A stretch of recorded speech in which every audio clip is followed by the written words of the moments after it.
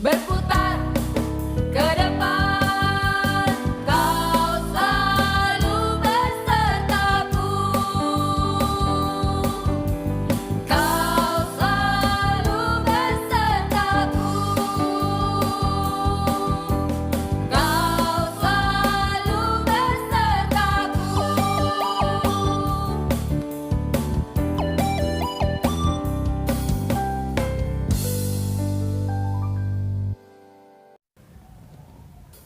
Halo adik-adik, puji Tuhan kita dapat berjumpa lagi dalam video hari ini.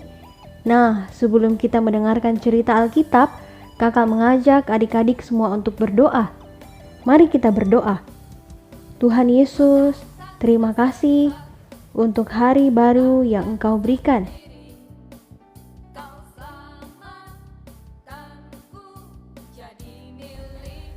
Tuhan, terima kasih atas penjagaan dan berkat yang Kau berikan sampai saat ini.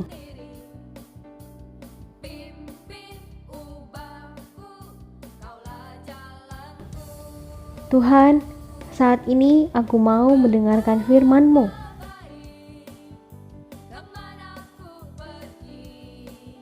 Kusiapkan hatiku Tuhan, agar dapat menerima firman-Mu dengan baik.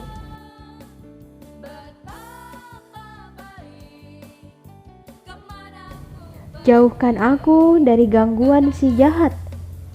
Masuklah ke dalam hatiku ya Tuhan.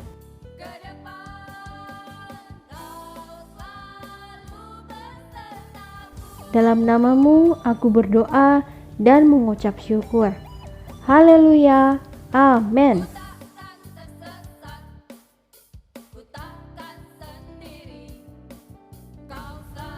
Nah, adik-adik, judul cerita kakak hari ini adalah Aku Bersandar Pada Tuhan. Adik-adik, bersandar pada Tuhan artinya kita memerlukan Tuhan. Merasa diri kita sendiri tidak mampu. Kita tidak mampu tanpa Tuhan. Ketika kita menghadapi suatu hal, kita datang kepada Tuhan melalui doa. Nah, di dalam Alkitab ada seorang nabi Tuhan bernama Elisa. Suatu hari Elisa mengadakan perjalanan ke beberapa tempat. Kemudian ketika ia tiba di sebuah kota yang bernama kota Gilgal, ada serombongan nabi keluar menyambutnya. Dan sewaktu mereka duduk bersama, Elisa berkata kepada bujangnya, "Taruhlah kuali yang besar di atas api. Marilah kita memasak sesuatu agar semua orang bisa makan." Tetapi waktu itu ada masalah adik-adik. Ternyata di daerah itu sedang terjadi bencana kelaparan, sehingga sangat sulit untuk mendapatkan makanan. Maka seseorang keluar ke ladang untuk mencari makanan. Kemudian ia melihat sesuatu. Wah, ia sangat senang karena menemukan pohon sulur-suluran liar yang banyak buahnya. Buahnya terlihat berbentuk seperti labu ya adik-adik. Tapi adik-adik, ada labu yang baik dan enak untuk dimakan, dan juga ada labu yang beracun. Orang ini tidak tahu bagaimana cara membedakan labu yang baik dan labu yang beracun. Ia tidak sempat lagi memikirkan hal ini, karena sudah sangat senang menemukan buah untuk dimasak. Kemudian ia segera memetik buah-buah itu, mengumpulkan banyak buah untuk dimakan bersama. Sesudah memetik buah itu, orang itu pun pulang. Kemudian ia memotong labu itu dan memasukkannya ke dalam kuali untuk dimasak. Setelah masakan itu jadi, orang-orang pun datang berkumpul dan mengisi piring mereka lalu mulai makan. Tiba-tiba seseorang berteriak, "Wah, ada maut dalam makanan ini. Makanan ini beracun." Semua orang langsung berhenti makan.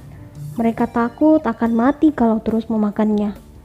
Tetapi Elisa, nabi Tuhan yang mengetahui apa kehendak Tuhan, tidak khawatir dan meminta orang mengambil tepung. Kemudian Elisa melemparkan tepung ke dalam kuali besar yang penuh makanan itu. Lalu apa yang terjadi adik-adik? Segera makanan dalam kuali itu menjadi baik dan sehat untuk dimakan. Tidak lagi beracun adik-adik. Wah, ini benar-benar ajaib. Tuhan Yesus bekerja melalui Elisa untuk menyehatkan makanan itu.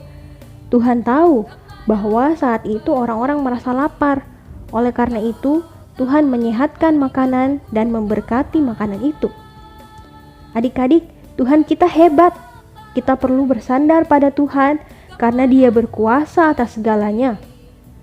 Kemudian, saat Nabi Elisa sedang bersama-sama dengan rombongan Nabi, ada seseorang yang datang dari Baal Salisa dan memberinya 20 roti jelai serta 1 karung gandum baru.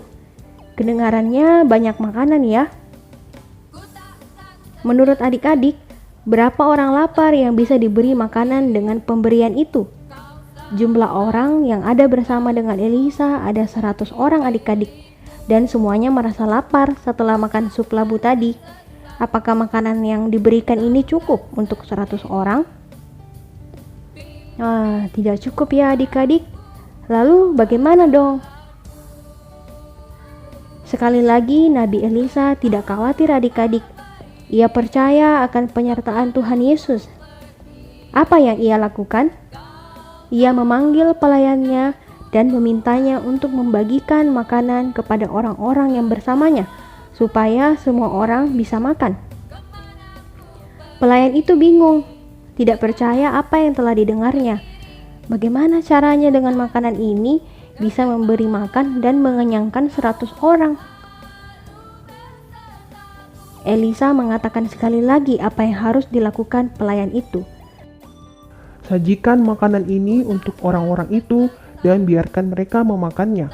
Tuhan telah berfirman kepadaku bahwa orang-orang itu akan makan sampai kenyang, dan bahkan makanan ini akan berlebih. Pelayan itu pun menuruti perintah Elisa. Orang itu mulai makan, dan mereka pun kenyang. Lihatlah adik-adik, ternyata makanannya bahkan berlebih. Wah, puji Tuhan. Nah, menurut adik-adik, apakah hari ini Tuhan dapat mengenyangkan kita jika kita lapar? Ya, tentu saja adik-adik, kuasa Tuhan tidak berubah. Asalkan kita percaya pada Tuhan dan bersandar padanya. Amin.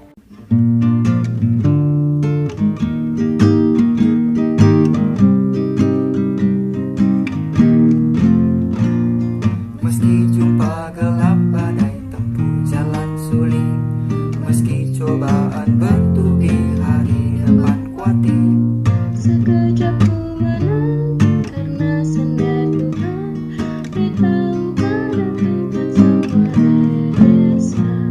beritahu pada Tuhan semua bereslah, beritahu pada Tuhan semua bereslah. Syukurlah tiap kali temui cobaan, beritahu pada Tuhan semua bereslah. Saat teman menyerangku, tiada yang dukungku.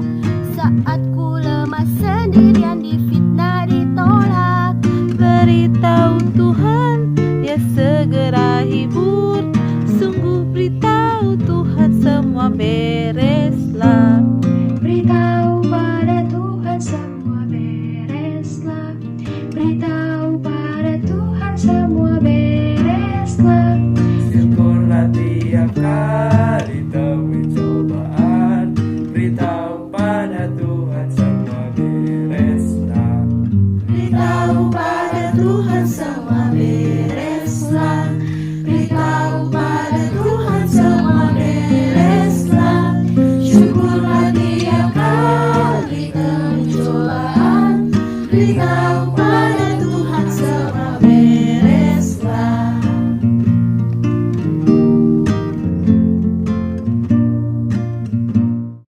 Nah, kakak ada satu cerita lagi adik-adik. Ada seorang gadis kecil bernama Sarah. Suatu hari, Sarah bersama papa dan mama bepergian sepanjang hari. Tak terasa hari telah malam. Sarah pun mengantuk dan tertidur. Tiba-tiba, ia terbangun karena mobilnya berhenti. Ia mendengar kedua orang tuanya berbicara dengan suara pelan karena tidak ingin membangunkan Sarah. Orang tuanya berkata, "Kita ada di mana? Aduh, kita pasti tersesat. Ayo lihat peta. Siapa tahu kita dapat menemukan arah yang benar. Karena suara mereka pelan, Sarah pun tertidur lagi. Kemudian, Sarah pun terbangun. Ia melihat hari masih malam dan mereka belum juga tiba di rumah mereka. Dengan hati-hati, ia bangun lalu duduk tegak. Ia melihat keluar dan tidak melihat apa-apa karena tertutup kabut. Kemudian, ia mendengar Papa mengatakan, Aku harap kita bisa menemukan stasiun untuk mengisi bensin. Kita tidak bisa pergi jauh lagi karena bensin kita sisa sedikit. Papa benar-benar tidak tahu saat ini kita berada di mana.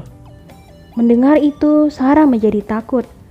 Di dalam hatinya ia berkata, "Bagaimana ini? Aku beserta papa mama tersesat dan bensin sudah mau habis." Ia pun berdoa karena ia takut terjebak di tempat yang tidak ia kenal. Saat berdoa, ia pun menangis. Ketika Sarah menangis, mama dan papanya segera menenangkan Sarah. Papanya mengajak ia berdoa.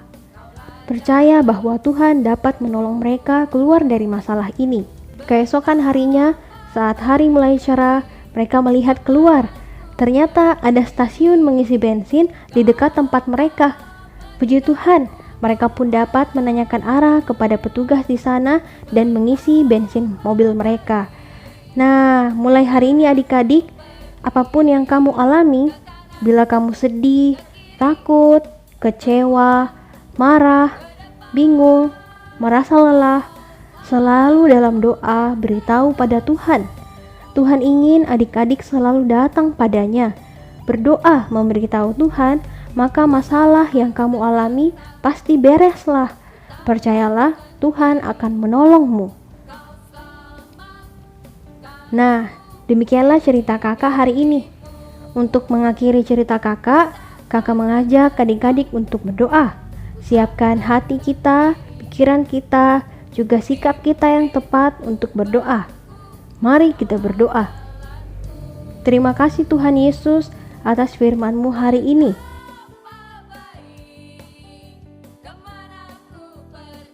Tuhan Yesus, aku mau bersandar padamu.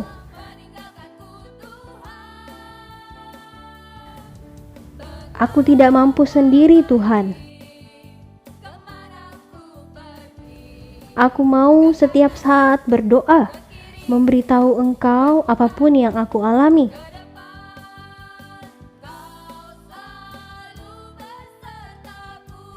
Karena aku tahu bahwa Engkau adalah Allah yang hebat dan selalu bersama dengan aku.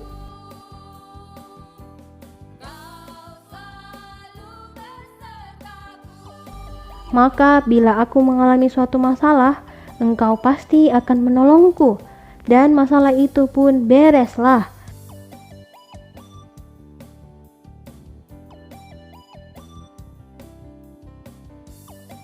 Dalam nama-Mu, aku berdoa. Haleluya. Amin.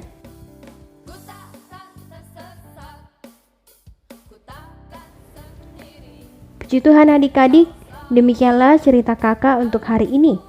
Ayat hafalan untuk adik-adik diambil dari kitab Mazmur pasal 124 ayat 8. Pertolongan kita adalah dalam nama Tuhan yang menjadikan langit dan bumi. Sampai jumpa di video berikutnya adik-adik. Tuhan Yesus memberkati adik-adik beserta keluarga. Amin. Saya akan menghafalkan ayat hafalan 2 Korintus pasal 9 ayat 7. Hendaklah masing-masing memberikan menurut kerelaan hatinya, jangan dengan sedih hati atau karena paksaan. Terima kasih, Tuhan Yesus memberkati. Korintus pasal 9 ayat 7. Hendaklah masing-masing memberikan menurut kerelaan hatinya, jangan dengan sedih hati atau karena paksaan. Amin. Korintus pasal 9 ayat 7. Hendaklah masing-masing memberikan menurut kerelaan hatinya, jangan dengan sedih hati atau karena paksaan. Haleluya. Amin, puji Tuhan. Sekarang kita menghafal ayat. Dikatakan bahwa 2 Korintus pasal 9 ayat 7. Hendaklah masing-masing memberikan menurut kerelaan hatinya, Jangan dengan sedih hati atau karena paksa, sebab Allah mengasihi orang yang memberi dengan sukacita. Amin. Puji Tuhan. Haleluya. 1 Korintus 9 ayat 7. Hendaklah masing-masing memberi menurut kerelaan hatinya, jangan dengan sedih hati atau karena paksaan. Amin. Haleluya. 2 Korintus pasal 9 ayat 7. Hendaklah masing-masing memberi menurut kerelaan hatinya, jangan dengan sedih hati atau karena paksaan. Amin. Haleluya. Korintus 9 ayat 7. Hendaklah masing-masing memberikan menurut kerelaan hatinya, jangan dengan sedih hati atau paksaan. Haleluya. Amin. Korintus pasal 9 ayat 7. Hendaklah masing-masing memberikan menurut kerelaan hatinya, jangan dengan sedih hati atau paksaan. Haleluya.